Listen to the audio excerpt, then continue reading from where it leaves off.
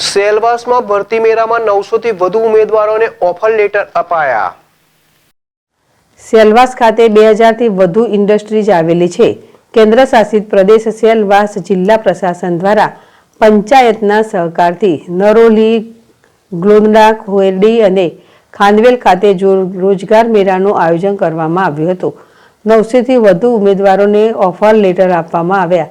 આ મેળાનો મુખ્ય ઉદ્દેશ યુવાધનને યોગ્ય રોજગાર અને ઔદ્યોગિક એકમોને જરૂરિયાત મુજબ કુશળ માનવ બળ મળી રહે અને આઈટીઆઈમાં તાલીમ લઈ રહેલા યુવાનો અને યુવતીને ઘર આંગણે રોજગારી હાંસલ થઈ શકે અને એમના સ્કિલ ડેવલપમેન્ટની ઉત્તમ તક પૂરી પાડવાનું છે।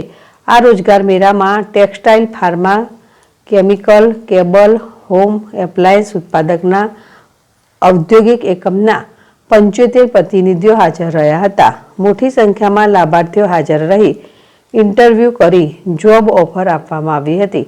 આ રોજગાર મેળામાં જિલ્લા કલેક્ટર પ્રિયંક કિશોરના હસ્તે પસંદ પામેલા યુવાનોને નોકરીના નિમણૂક પત્ર આપવામાં આવ્યા હતા। આ કાર્યક્રમમાં જિલ્લા પંચાયત પ્રમુખ દામજીભાઈ કુરાડા અને 4 પંચાયતના સરપંચ સભ્યો હાજર રહ્યા હતા।